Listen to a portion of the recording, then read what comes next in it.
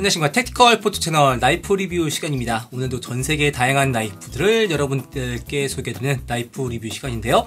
자, 오늘 준비한 나이프는 제가 정말 좀 귀한 나이프 하나 준비했습니다. 제가 이제 나이프 세계에 입문했을 때, 제가 2000년대 초반에 입문했을 때 그 일반적으로 봐왔던 아웃도어 나이프, 캠핑 나이프 이런 제품으로 제가 나이프들을 접근했는데, 이 나이프 마이크로텍에 정말 칼을 이렇게도 만들 수 있나? 라고 놀랍게 만들었고, 그 나이프의 세계가 이렇게 깊고 정말 우리가 생각하는 일반적인 칼이란 거를 정말 이렇게까지 혁신적으로, 정말 어떻게 보면 전위적으로 만들 수 있구나라는 걸 느끼게 해준 나이프, 바로 마이크로텍의 전설적인 나이프 중에 한 가지예요. 바로 마이크로텍의 벡터 제품을 준비했습니다. 네, 제품 나이프를 조금 이제 좀 아시고 좀 입문하신 분들이라 그러면은 이 벡터 나이프에 대한 정말 충격은 너무나 크셨을 거예요. 기존에 우리가 나이프라는 걸 접이식 칼이라고 생각하면은 맥가이버 칼, 아니면 그때 당시에도 무슨 스파이더 코도 있었고 거버도 있었고 CRKT도 있었지만은 이렇게 만든 칼을 쓸 수 있나? 진짜 정말 우리가 생각했던 칼이라는 디자인적 개념을 깬 정말 나이프를 합칠 정도로 충격은 정말 엄청났어요. 나이프의 이름 벡터도 뭔가 기존의 나이프의 그런 이름 하면은 무슨 특수부대 이름, 동물의 이름, 야수의 이름이라던가 그런 걸 많이 썼잖아요. 근데 이름조차 벡터예요.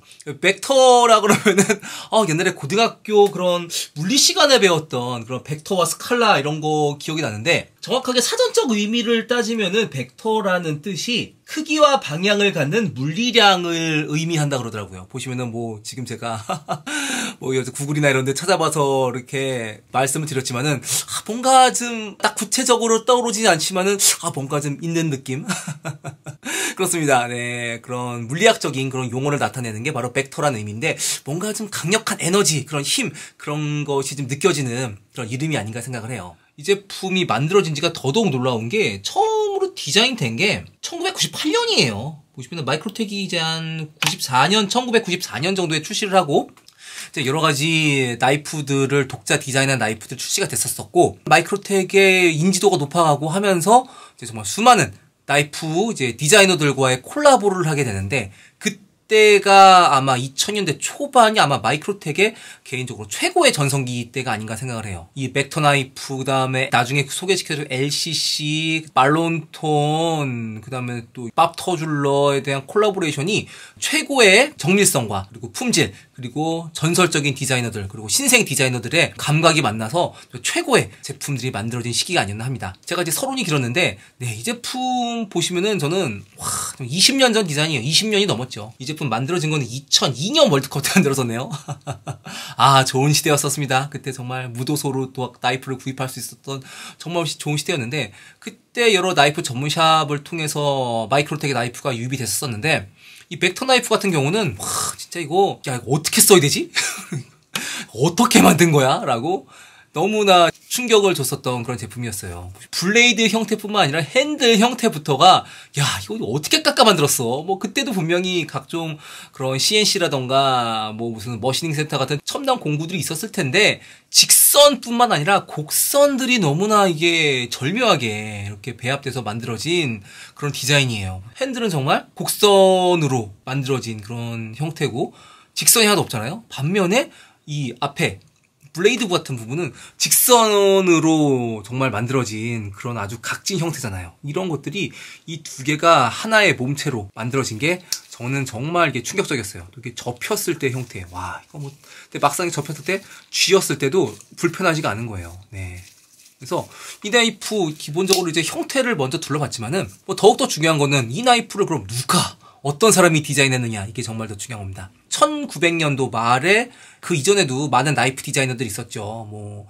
벤치메이드에서 엘리 슈위츠, 멜파듀 같은 유명한 그런 디자이너도 있었지만은, 이 나이프를 디자인한 조엘 피렐라의 등장은 1900년대 말에서부터 2000년대, 2010년대까지 정말 엄청난 열풍과 충격을 이제 불러왔었어요. 이제 나이프 시대가 9.11 이후에 이제 택티컬의 시대에 이제 접어들게 됐죠. 저번에 잠깐 말씀드렸지만은 2001년에 이제 9.11 이후 이게 정말 택티컬의 시대가 도래를 했었지만은, 이 제품 같은 경우에는 그것도 이전에 만들어졌으니까 이거는 그렇게 헤비 택티컬, 헤비 택티컬의 시대까지 아니지만은 아웃도어 필드 나이프라는 디자인이 아닌 정말 새로운 그런 조형물을 가진 그런 형태를 가진 제품이었어요. 어떻게 보면 나이프에 대한 기능성인 거는 아마 지금 일단 제쳐두고 말 그대로 그런 디자인적인 면을 먼저, 그러니까 기능을 위한 디자인이 아니라 아마 디자인을 위한 디자인으로 출시가 된 거라고 생각을 합니다. 이 조에 피렐라의 등장이 이제 대단한 게 뭐냐면은, 조에 피렐라가 이제 마이크로텍에 이제 어떻게 보면은 그 전에도 나이프를 이제 디자인하게 했었지만은 이 벡터라는 제품이 등장하면서 뭐 엄청난 나이프계의 열풍을 가져옵니다. 보시면은 이게 기존의 나이프 스타일과는 정말 다른, 정말 전위적인 디자인, 각진 디자인, 곡선적인 디자인, 또 이런 복잡한 디자인을 또 이제 만들어내는 것도 보통 일이 아니죠. 이런 것도 마이크로텍이 정말, 야, 만들어줄게. 그 자기만의 그런 머릿속의 상상력 한 디자인을 이제 실체화하는 게 정말 진짜 마이크로텍이 만나가지고 정말 상상도 못했던 이런 나이프가 출시를 하게 됩니다. 그리고 보면은 이때부터 이제 조에 피렐라의 인지도가 확 올라가죠. 보시면은 그 이외에도 스트라이더하고도 콜라보 했었고, 그 다음에 티타늄과 카본 파이버를 같이 조형해서 만들었었던 워렌 토마스 나이프도 콜라보를 같이 했었고, 그 다음에 나중에 소개시켜드리겠지만 또 LCC로 유명한 또 게오르그 라이트풋, 그 다음에 또 나이프 당시에 또 거성이었죠. 네, 엘리슈비츠와도 다양한 콜라보레이션을 해가지고 아주 협업을 같이 했었던 것 같아요. 그래가지고 딱 봤을 때, 야, 이건 피렐라 디자인 아닌가? 라고 느낄 정도로 정말 독창적이고, 그리고 전술적이고, 정말 시대를 앞서간 나이프들을 많이 만들었어요. 근데 또 조에 피렐라 같은 경우가 2010년? 도까지 이제 활동을 하고, 그 이후로는 좀 이제 활동이 좀 뜸해지고 좀 자취를 좀 감췄어요. 보시면은 이렇게 좀 아쉽기도 한데, 이제 많은 콜라보를 했었는데, 그렇다고 나이프를 이제 또 대량으로 무슨 정말 메이저 기업하고 무슨 뭐 몇백 개, 몇십만 개씩 만드는 또 그런 스타일들은 아니다 보니까, 아쉽게도 조에 피렐라의 그런 전성기가 2010년도 이후에는 좀 찾아보기 어렵게 됩니다. 보시면 조에 피렐라가의 홈페이지가 있어요. 홈페이지가 있어가지고 여기 들어가시면은 피렐라 디자인의 다양한 그런 나이프들, 그 다음에 도끼, 뭐 해머류 이런 것들을 이렇게 보실 수 있으니까 아마 조에 피렐라의 정말 전설적인 그런 나이프들의 발자취를 한번 홈페이지에 들어가셔서 보시는 것도 좋지 않을까 생각합니다. 이제 본격적으로 다시 이제 나이프 제품으로 넘어와서는, 이때 당시에도 뭐 벤치메이드도 있었고, 그 다음에 스파이더코도 있었어요. MOD 같은 브랜드도 있었습니다. 하지만은 이 정말 디자인은 정말 깨는 디자인이었어요. 그래서 호크빌 같은 형태라고도 할 수 있겠죠. 이렇게 약간 이제 걸어서 이제 끊어낸다던가 이런 거에 최적화할 수 있는 그런 디자인이라고도 할 수 있었고, 그런 걸 떠나서 이런 형태적 조형미가 이제 너무나 시대를 앞서갔어요. 보시면은 저는 봤을 때 맨 처음에 벡터의 디자인이 그 에일리언의 그런 컨셉 디자인을 맞섰던 그 HR 기거의 그런 약간 그로테스크하면서도 뭔가 좀 곡선 뭐 생물적인 느낌 하면 동시에 또 기계적인 느낌이 아주 잘 조합된 형태의 나이프가 아닌가라고 생각을 했습니다. 그리고 또 아까도 조금 전에 말씀드렸지만은 또 이런 디자인적 형태를 이제 구체화할 수 있는 마이크로텍의 정말 정밀 기술이 정말 대단한 것 같아요.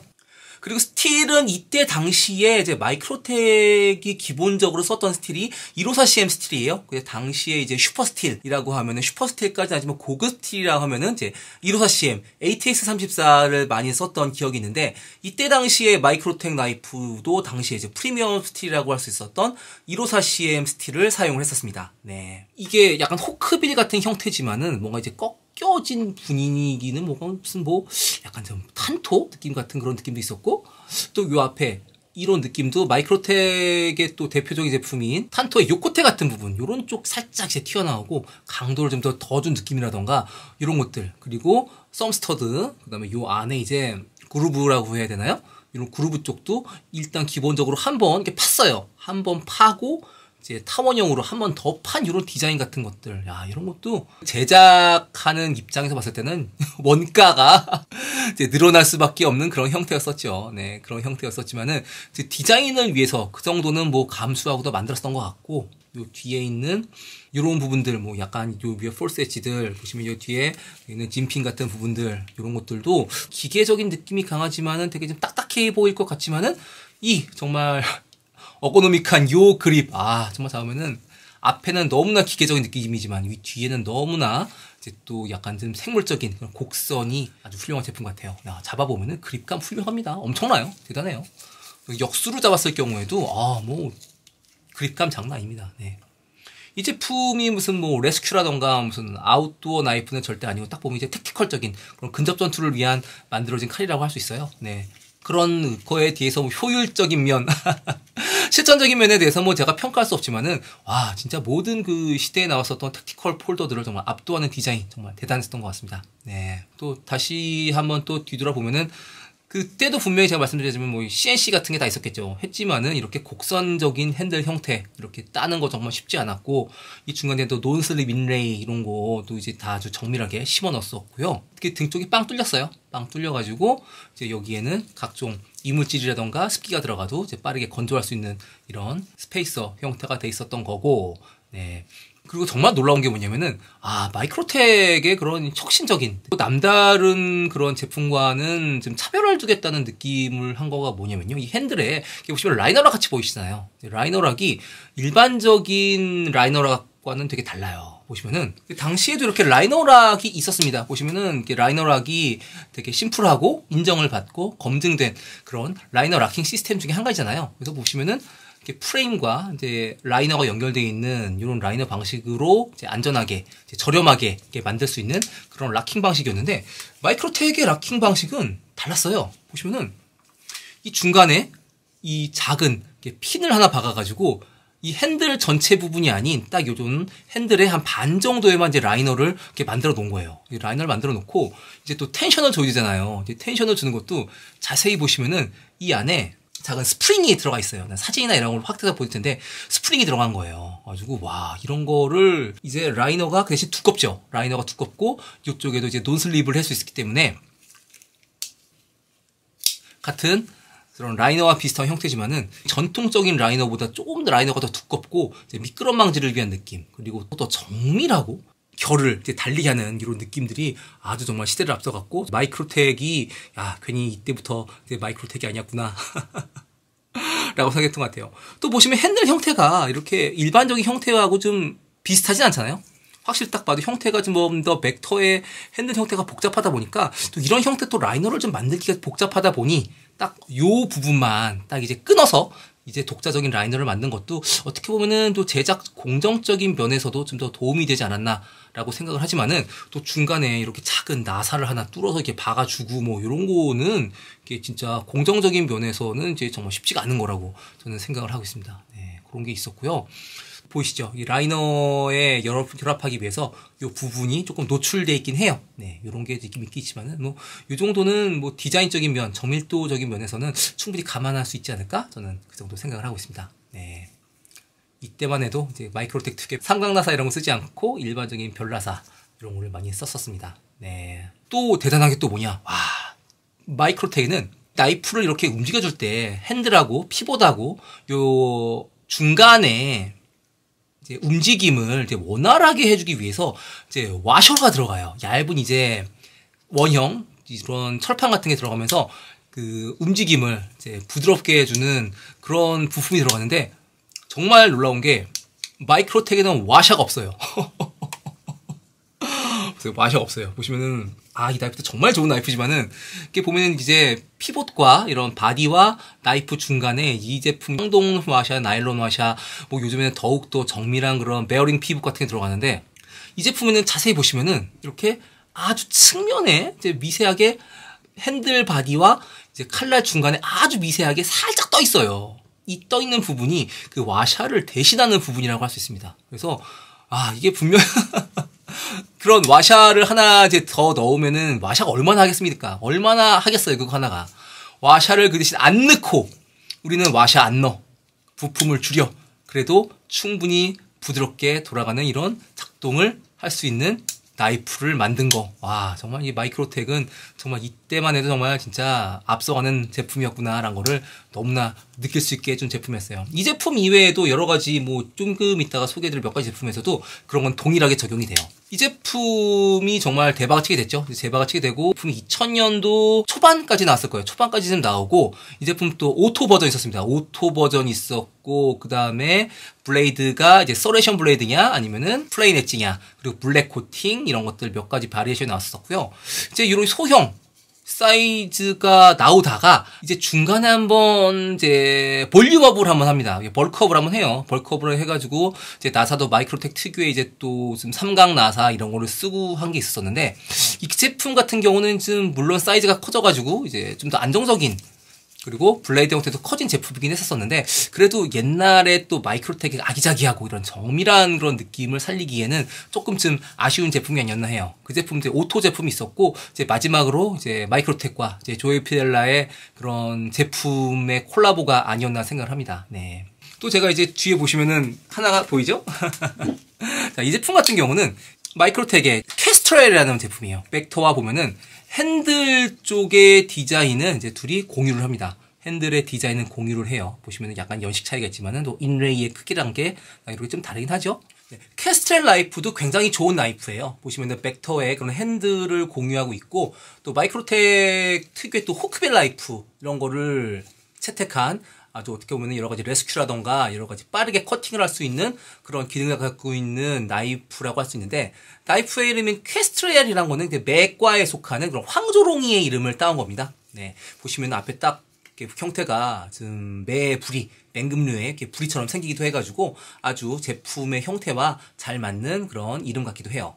이게 핸들 쪽 부분은 서로가 공유를 하지만은 이제 블레이드의 형태가 너무나 디자인적으로 벡터의 존재감이 너무나 막강하죠. 이 제품인데 호크빌 형태를 해가지고 여러 가지 빠르게 뭐 커팅이라던가 뭐 레스큐라던가 뭐 그럴 때 쓰기 좋은 형태였겠지만은 아무래도 이 너무나 아 정말 시대를 앞서가 이제 찬란한 이 복잡한 기계적인 느낌의 이 벡터의 그 블레이드 형태를 좀 따라가기는 좀 역부족이 아니었나 생각을 해요. 아니 물론 가격도 이게 훨씬 저렴했어요.